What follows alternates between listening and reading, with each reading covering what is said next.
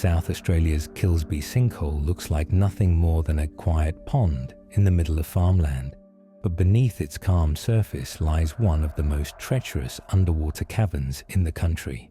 In 1969, two young divers, Brett and Patrick, descended into its depths, unaware of how quickly the sinkhole could turn from wonder to nightmare.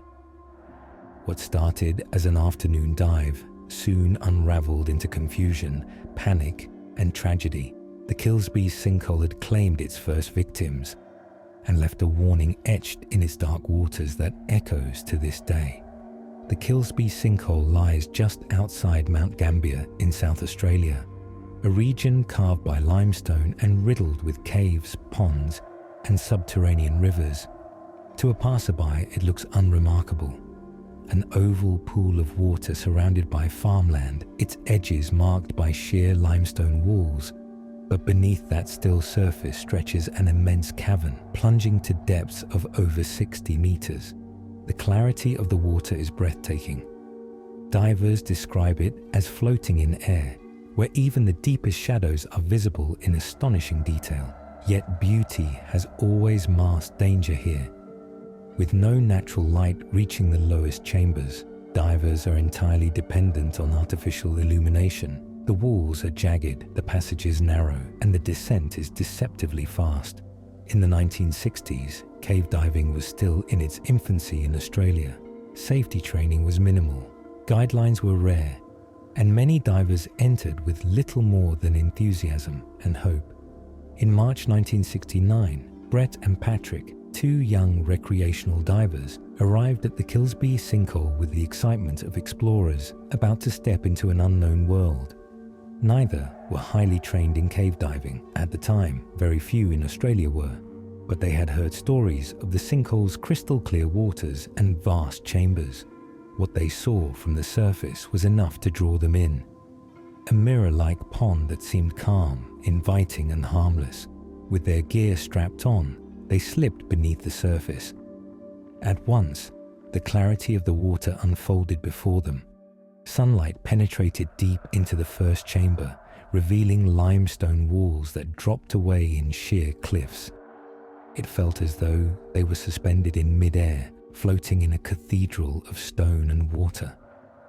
The awe of the moment carried them deeper. Descending past 20 meters, the light began to fade.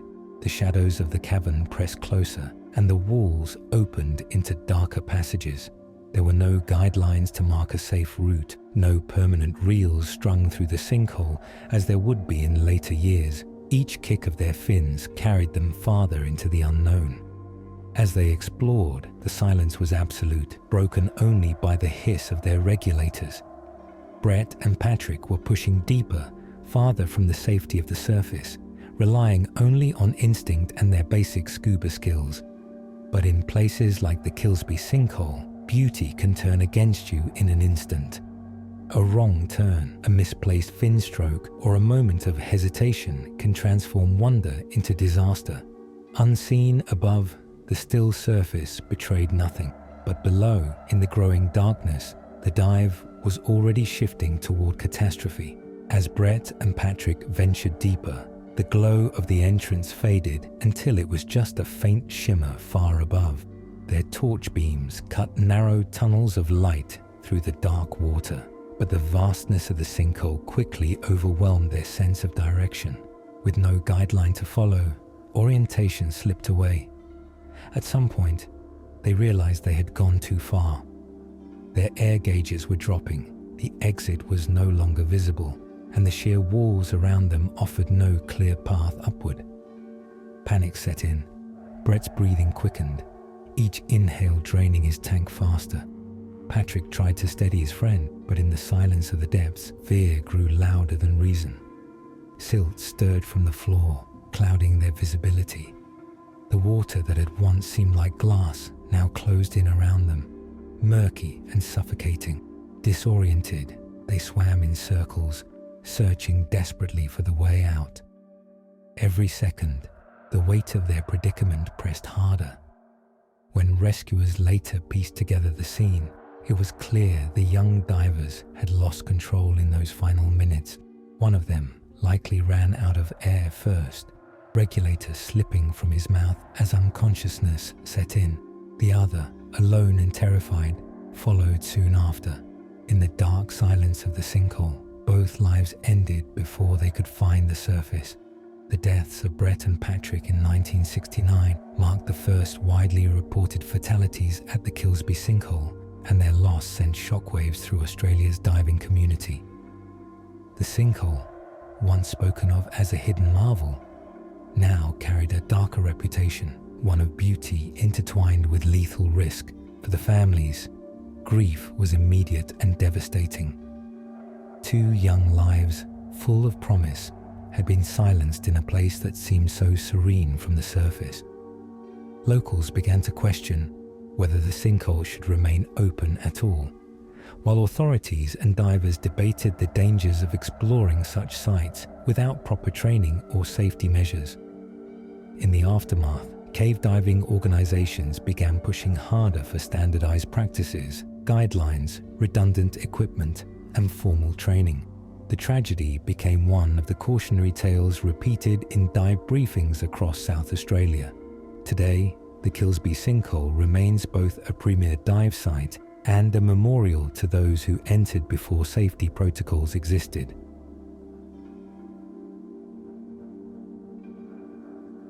In February 1971, a young German medical student entered the flooded passages of a Welsh cave, expecting an afternoon of exploration. He never returned. His name was Heinz Esser, and his disappearance would become one of the longest unresolved tragedies in British caving history. Porth Ogof, located in the Brecon Beacons National Park of South Wales, is one of the largest cave entrances in the United Kingdom. It has more than 15 entrances, with some passages stretching for over a mile. Among cavers, it is both a popular site and a notorious one. Cold underground streams cut through its chambers, and several sections are submerged sumps where air pockets vanish into complete darkness. Over the years, the cave has earned a grim reputation. Dozens of people have lost their lives in its waters, making it one of the deadliest caves in the UK. On 13th of February 1971, Heinz Esser, then 24 years old, decided to explore Porth Ogof with diving gear. He was a skilled swimmer, but relatively new to cave diving. That afternoon, he descended into the cave's submerged passages. Inside the sump, visibility was close to zero, and the tunnel narrowed into twisting limestone corridors. Esser attempted to follow a guideline laid down by earlier divers, but at some point, he lost contact with it. In the disorienting blackness, he became trapped. Rescue divers later believed he panicked, ran out of air, and drowned deep within the passage. When Esser failed to surface, rescue teams were quickly called. Divers from the South and Mid Wales Cave Rescue Team searched the sump repeatedly, but conditions made recovery impossible. The passages were too narrow, the water freezing cold, and the silt made visibility nearly non-existent. After days of searching, authorities had no choice but to suspend operations. For decades afterward, Esser's body remained somewhere in the flooded limestone tunnels. His story became a somber legend, a warning repeated to every new generation of cave divers. In 2010, nearly 4 decades after Esser's disappearance, divers attempted a new search. Advances in diving technology and a carefully planned recovery operation finally allowed them to navigate the dangerous sump. In April of that year, Esser's remains were discovered deep inside the cave and carefully brought to the surface. The recovery was attended by local officials and members of his family. A coroner later confirmed his death as accidental drowning. After 39 years, the mystery of Heinz Esser's fate was finally resolved. The dive of Heinz Esser at Porth Ogof remains a chilling reminder of the risks of cave diving. Even a seemingly well-prepared diver can succumb to the dangers of darkness disorientation, and cold water.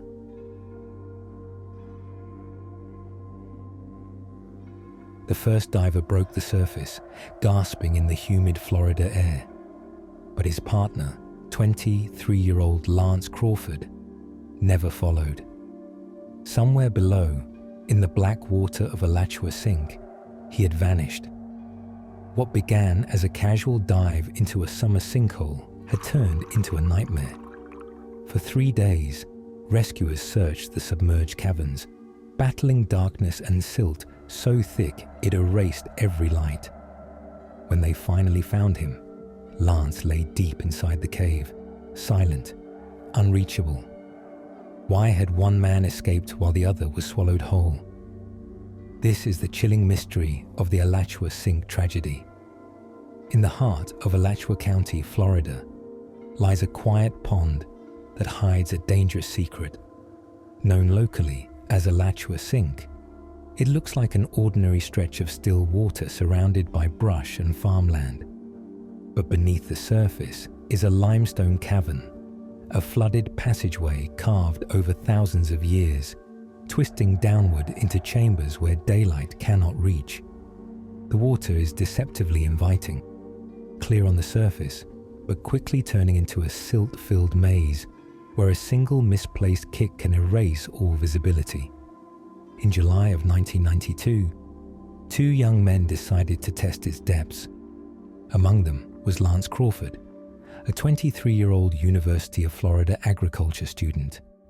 He was adventurous, comfortable in the water, and eager to explore. To him, Elatchua Sink was not a threat, but an opportunity, a chance to push boundaries in a place that few dared to enter. The dive began like many others, 2 friends slipping below the surface on a summer afternoon. At first, the water was calm, the descent steady, the passage open. But Elatchua Sink had a reputation. It was unpredictable, dangerous, and unforgiving to those who underestimated it. For Crawford, that reputation would soon become reality. The 2 men slipped deeper into Elatchua Sink, flashlights cutting through the dark water.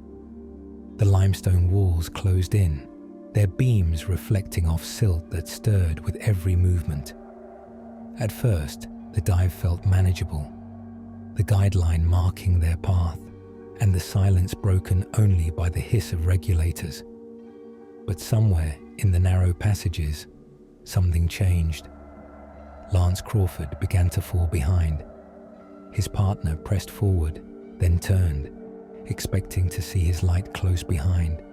Instead, there was only blackness. He doubled back, searching the clouded water, but Crawford was gone. On the surface, the survivor emerged shaken, gasping for air, and gave the first chilling report. Lance had vanished below. Divers rushed in to search, following the same routes, but conditions deteriorated rapidly. Every fin stroke filled the tunnels with swirling mud, wiping out visibility to nothing. Hours stretched into days. Divers scoured the sinkhole, retracing every passage, but there was no sign of him. Only on the 3rd day did their lights finally reveal the grim truth. Lance Crawford was still deep inside Elatchua Sink, far from the surface, suspended in the silent cavern that had become his grave. What happened to Lance Crawford in those final minutes remains uncertain, but divers and investigators pieced together a chilling picture. Somewhere in the silted tunnels, disorientation struck. With the guideline hidden in the murk and the walls pressing close, he may have turned into a false passage, searching desperately for light that was no longer there.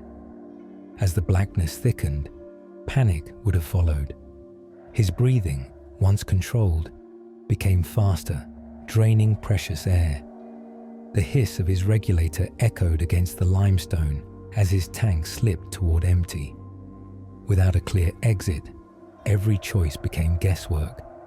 Some believe he may have pushed deeper into the wrong tunnel, convinced it led out. Others suggest exhaustion overtook him, his body slowing as the carbon dioxide built up. What is certain is that he never found his way back to his partner. In those last moments, surrounded by total darkness, Lance likely realized the truth. He was lost, alone, and out of time. His final breaths disappeared into the cave, leaving only silence behind. When searchers later found him, his equipment was intact, but his air was gone. Elatchua Sink had claimed him in its depths without mercy. When Lance Crawford's partner surfaced alone on July 25, 1992, the call for help was immediate. Local law enforcement and specialized recovery divers converged on Elatchua Sink, bracing for the worst. Few believed that anyone lost inside the cave could survive more than a few hours, but families and rescuers held onto hope. The search proved grueling. Each descent into the sink stirred up thick clouds of silt that erased visibility in seconds. Divers followed lines slowly, often working by touch alone. The passages twisted unpredictably, narrowing without warning, each turn threatening to trap those who searched for him. Day 1 ended with nothing. Day 2 stretched on with the same results, divers surfacing exhausted, eyes burning from hours in black water. It wasn't until the third day that progress came. Pushing deeper into the cave, a recovery team finally found him. Crawford's body rested motionless, wedged in a silent chamber far from the entrance. His gear was intact, but his tank was empty. With care and precision, the team brought him back through the winding passages. When they surfaced at last, the waiting crowd received the confirmation they had feared. Lance Crawford would not be coming home. The death of Lance Crawford sent shockwaves through Alachua County and the University of Florida community. At just 23 years old, his life had been cut short in a sinkhole that looked harmless from the surface, yet concealed deadly risks below. Friends described him as adventurous and full of energy, a student with his future ahead of him. To many, it was unthinkable that a summer dive could end in such tragedy. For the diving community, Crawford's loss reinforced a painful truth. Florida's caves and sinkholes lure countless explorers each year, but they are unforgiving to those unprepared for their hazards. Siltouts, disorientation, and the relentless overhead environment leave no room for mistakes. Even with a buddy close by, one wrong turn can separate partners forever. Authorities once again urge divers to respect cave systems, stressing that specialized training and equipment are essential for survival. But Elatchua Sink's deceptive calm continues to tempt risk-takers, its waters hiding the memory of those who never came back.